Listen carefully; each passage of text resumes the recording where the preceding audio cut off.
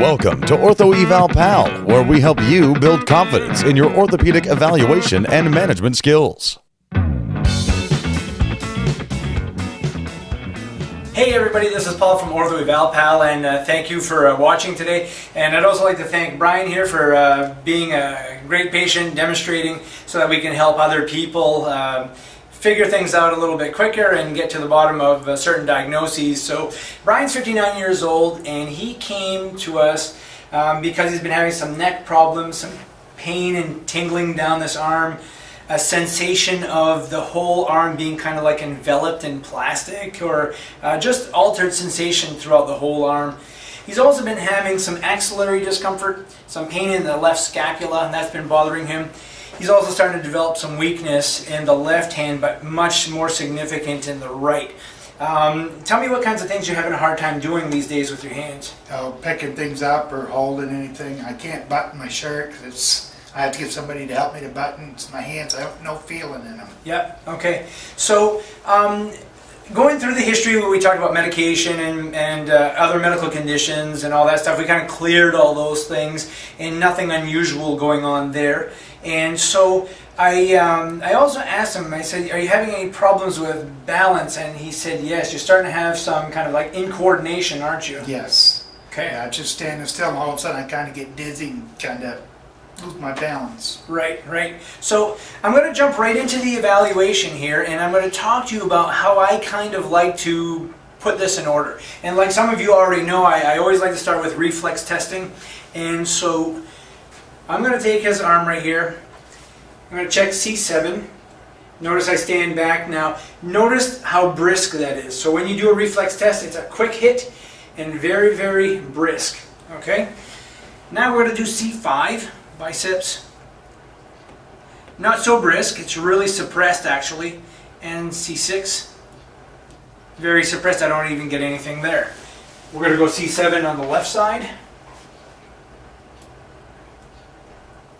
Relax that arm, let it drop right there.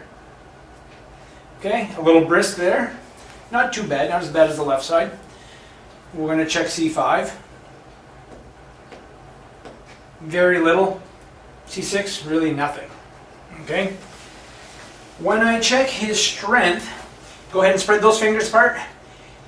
His T1 is good. Let's do C8, circles like this. Hold really tight. Good on the left. Hold tight, really weak on the right side. Let's do the wrist extension, C6, hold tight. Hold tight.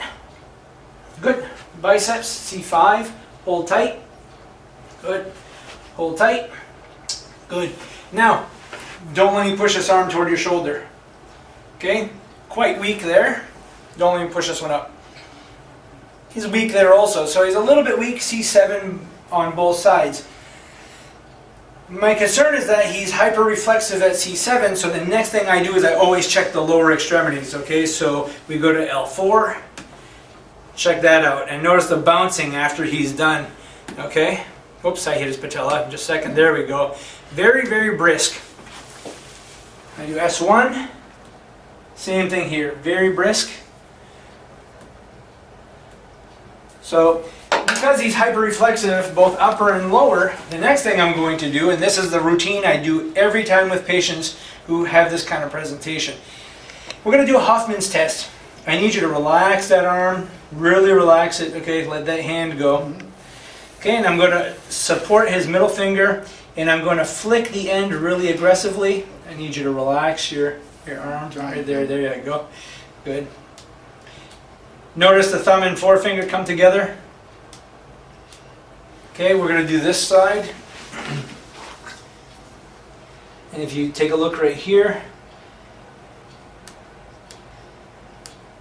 So I have a positive Hoffmans on both sides.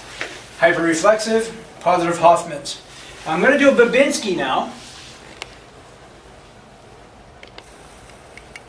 And I really don't get any splaying or extension of the big toe. And then next, I'll do a test to see if he has any Clonus. Okay, so he does have Clonus that lasts, a couple of seconds. Check out this side. Okay, it continues and continues out, and it just stopped. Okay, so we're getting Clonus here. So, positive Hoffmans, hyperreflexia, upper extremities, hyperreflexia, lower extremities, positive Clonus. We need to be really suspicious that he's probably having some central cervical spine stenosis. And we're going to communicate with a neurosurgeon, take a look at his MRIs and see how much he is enclosed. That could cause some long-term problems, especially with his incoordination and loss of strength in his hands and fingers. So that is the game plan for now. We're going to try to optimize his neck mobility, might even do some really gentle traction just to take a load off his cervical facets. But other than that, I think right now neurosurgical consult is imperative. So if you have any questions, go to our website and leave some comments and we can have a discussion, or even on YouTube, leave some comments and we can discuss Brian a little further. Thanks. We hope you've enjoyed this video, and for more awesome content, go to orthoevalpal.com. Can't wait to see you there.